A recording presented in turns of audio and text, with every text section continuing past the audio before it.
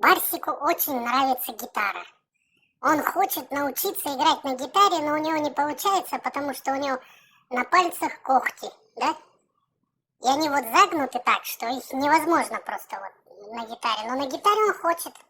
Вот он говорит, я буду осваивать ее. Вот, будет учиться играть, да, Барсик? Вот такой вот он, гитарист. Барс, ты гитарист?